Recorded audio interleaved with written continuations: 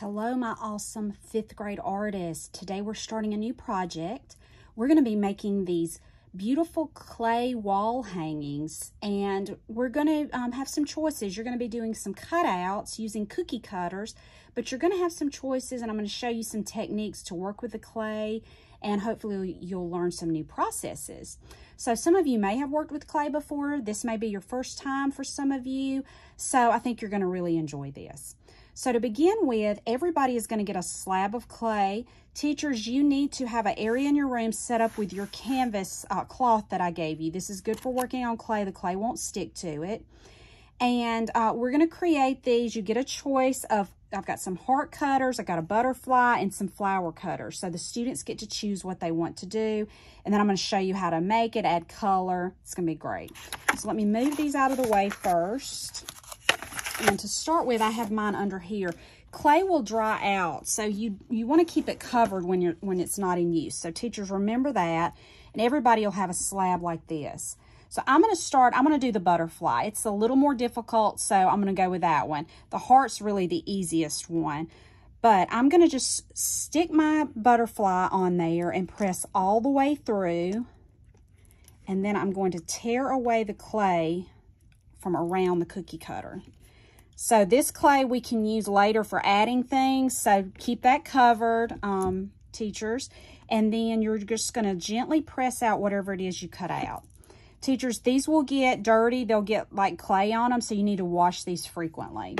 You're going to need to have some water nearby. I've got some water in a container. And when you pull it out of the cookie cutter, you're going to have some rough edges. So to smooth them, gently just dip the tip of your finger. You don't need a lot of water, and you're just going to get a little bit on there and smooth it out. If you get too much, you're going to make a muddy mess. So we're not making mud pies. So follow directions. Remember, this is a privilege to get to do this. You've got to listen to your teacher and follow directions if you want to get to do this. All right, so I've got my edges all smoothed. Now, the next thing is to make sure you write your name on the back so we'll know whose is whose when they come out of my kiln. So you have these are called stylus sticks. Turn it over on the back and carve your name into it really gently, okay? All right, that's really important. Now, the next step is we are going to pick a pattern. So you're going to have these stamps, and this is just one example. This is one that's flowers. And you're going to put patterns onto whatever it is you cut out. That's the next step. So I'm going to go in. Obviously, this isn't as big as my butterfly, so I'm going to do 2 stamps and it'll fit. So I'm going to turn it down. I'm going to press it. Teachers, they have to press pretty good, but you really don't want to flatten the clay out too much because then it would be too thin and it would break easily. So you need to really watch them. And you can always just lift it up a little bit and see if it's working, and you can put it back down. If you lift the whole thing up, though, you're never going to get it matched up right. So let them just lift a little corner and see. All right, so I'm going to peel that up, and then you can see where I've got my pattern. Now I'm going to do the same thing on this side. So if you have a bigger heart, it may take several stamps to get your entire thing covered. I'm going to lift the corner. Oh, I can see that's doing. Sure, it's doing up there. You need to press all over, and voila, beautiful. Okay, the next step is if you're doing a butterfly, you're going to need to make some little places where the antenna will be. So we're going to use this stylus stick. This is really important because if you don't make these now, we won't have a way to attach your antenna later. So using the stylus stick at the top on each side, I'm just going to put a little hole on each side. You don't go too deep, but you want to make it deep enough where you can get that pipe cleaner down in there later. Okay, so I made 2 holes. I'm going to lay it back down. Now we need a body. So look, for the flowers, you might be attaching a middle if you want. You don't have to. For the hearts, there are no attachments. So you would just be doing your pattern on the hearts. But for the butterfly, you need to attach a body. So we're going to get some of that clay that was left over. You don't need much. Just a small amount, and I'm going to make a coil. I'm going to roll it between my hands, and you can roll it on the cloth if you want. So I'm just making a little coil, and that fits good. If it's too big, if you roll your coil too long, just use one of these clay tools and cut off the end to make it the right size. But that's pretty good. See how that's going to fit? Now, if I just laid this on here, it would not stick good. It would maybe stick for a little bit, but then when I put it in the kiln to fire it, it would fall off. So we want to do something called scoring and slipping. Scoring is when we rough the clay up a little bit, and then slip is when we add a little water and create just a little bit of muddiness, but it almost acts like a glue to really hold those together. So to do our scoring and slipping, we're going to use a toothbrush. So I'm going to get just a little bit of water. I'm not even dunking that all the way. I'm just getting a little bit of water, and I'm even going to tap some off. And right where the body would be, I'm going to kind of just gently rough it up with the toothbrush. See how that's creating kind of a muddy look? And then I'm going to do the same thing on the back of my coil. So that will help those two pieces attach. And then I'm going to sit it on there and kind of press it a little bit. Now, this is good, but it still might come off later. So we really need to make sure we get those in there good. So we need to make the two clays smooth together, the two pieces of clays. So I'm going to start using this tool. I'm kind of going in on the edge and pushing down a little bit and making them meet.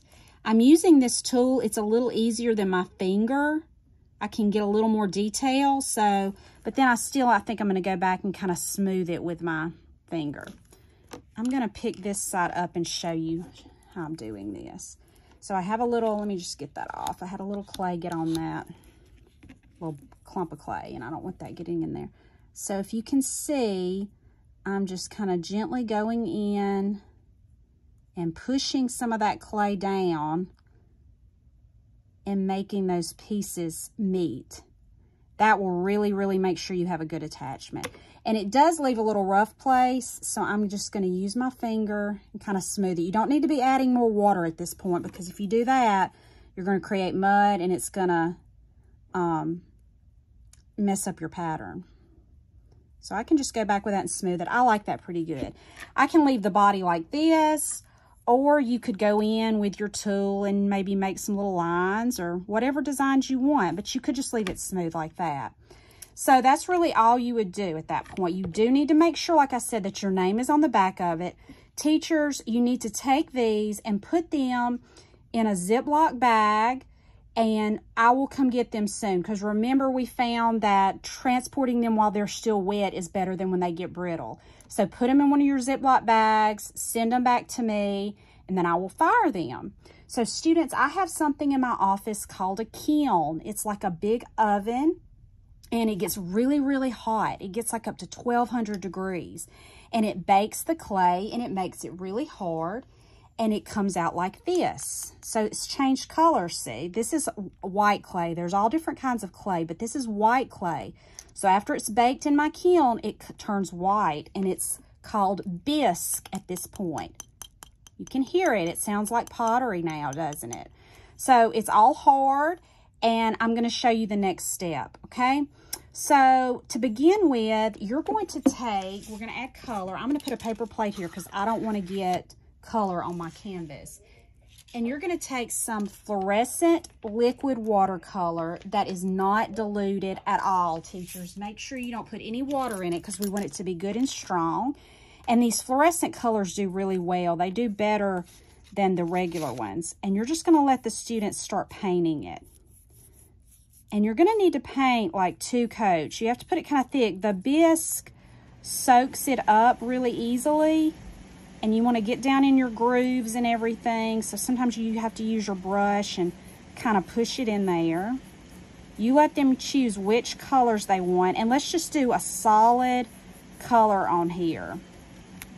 That'll really be the easiest, is doing a solid color, because I'm going to show you in a minute how to add some more colors. And paint the body. Pick it up and just go all over it. And then I'm not going to paint the whole thing, but even go around and paint your edges. You don't have to paint the back because you won't see it, but paint your edges also, so it looks really nice and finished when we have it on our board. All right, so 2 coats of that. Okay, and move this out of the way, and then I'm going to show you one This is a flower that I did. So I've painted it 2 coats of the purple fluorescent. And look on this flower, some of you might have a cutter that looks like this. You can add a middle part if you want, or you don't have to, but I used a coil there. Just again, make sure you score and slip. So after it's like that, you are going to use some construction paper crayons, and you are going to add some more color. So I'm going to just choose, let's see, I think I'm going to kind of go with this bluish color first. And the way we do this is we're just going to kind of color over, rubbing over lightly, and it picks up those raised patterns. And it looks really pretty on that fluorescent color. Can you see how pretty that's looking? I hope the camera's picking it up good. And you don't have to go over with just one color. Maybe every petal's gonna be different. So maybe I wanna come in and pick up with some yellow.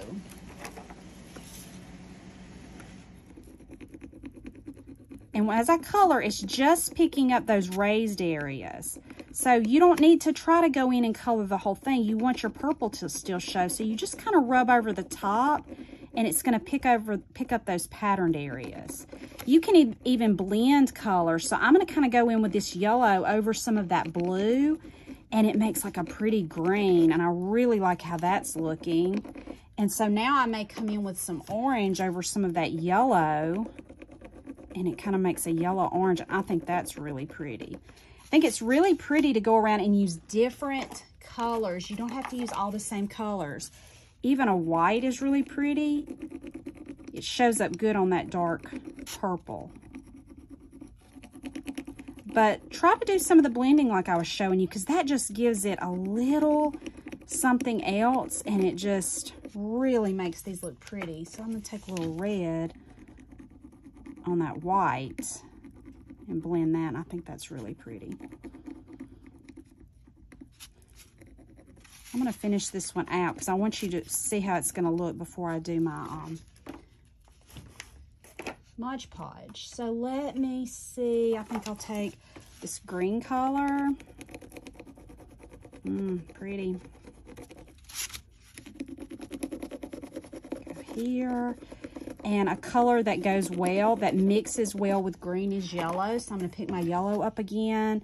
I've got a little, let me get one that doesn't have it, because you can color on a piece of paper, but I don't want to pick up other, this one's pretty plain. So if you get color on, if you have a crayon that's got other color on it, just get a piece of paper and kind of color it off. That looks really pretty with that mixed together. Maybe I'll do some of this darker blue.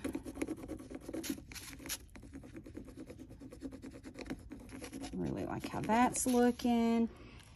And then I think I'm going to put some more yellow on this middle.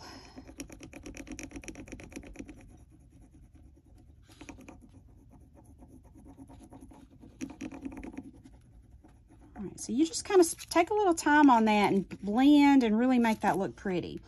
When you're finished with that, you're going to use some Mod Podge, and that's going to give it a really pretty glossy finish. So you'll have some Mod Podge in some containers.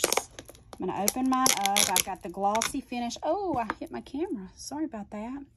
And I'm using this fan brush. You don't have to use a fan brush, but I'm just going to paint over it, and it's going to look white at first, and that's okay because it's going to dry clear.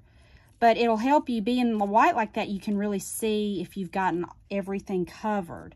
So you want to cover the whole front and sides with your Mod Podge. Really getting in those grooves again. A nice thick coat will give it a really shiny appearance when you're finished. You're just going to need to let it dry really good. Then, once they're dry, teachers, we are going to glue these onto these pre-cut pieces of corrugated cardboard that I have. So, what you're going to do, and you may want to do this part, but I've got some tacky glue because I needed to have a glue that would really hold this. So, teachers, like I said, you may want to do this. When you're using your tacky glue, have a container nearby that you can sit it upside down in, but you keep the cap on or it will squirt out. This glue is a little more difficult to use, but it's what's going to work for sticking this. So leave it there and your glue will always be ready for you. You take some and put a good coating on the back. So, for example, this is just one that I haven't finished yet. I would take, and I like to go, and see it's already ready, it's coming out. I kind of do like a zigzag with the entire thing.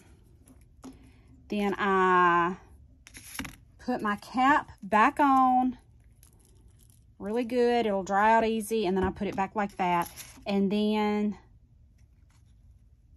turn it over, stick it, lay it flat for several hours, and it will be glued on there really, really good.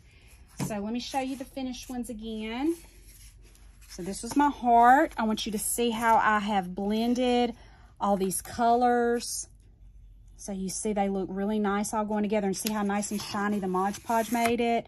My butterfly, and you see again where I've blended some of those colors. I left the body solid. I forgot to show you how to add the pipe cleaners. Let's go back and do that really quick. For the pipe cleaners, this one we haven't finished, but when you get ready for that part, teachers, you will need to help for this also. So I have already cut some pieces of pipe cleaner right here to the size that I need. And I'm going to go ahead before I do this and kind of roll the ends into a spiral for so it'll look like a antenna for our butterfly. They don't have to be perfect. You see, I'm just kind of working with it, making it roll into a spiral. I'm so glad I saw that I didn't finish that part. And then teachers, this is E6000 glue. It's like super glue, so you use it because we wouldn't want the kids getting it on their hands or anything, but this is going to work really well. You just hold it up like this, put a dot here and a dot in there. Have the children helping you. While the child holds it up, you need to go ahead and seal your glue because it will just keep coming out. And then you can let the students stick the pipe cleaner in on each side. I would not lay these flat because they might glue to whatever, if you like have them on a paper plate. I would find somewhere to kind of prop them up until they're dry, and those will hold really well. So that's how we attach our pipe cleaners into that. So anyway, let me go back showing you these finished ones. This is the butterfly. I left the body solid. You could have colored it. And then this is my flower. So you can see how the different colors work well together. So when you have these finished, teachers, send these back to me with the name labels on the back of the cardboard. I'll put them on Artsonia, and we may even save some for the art show. And I will see you next time. Bye.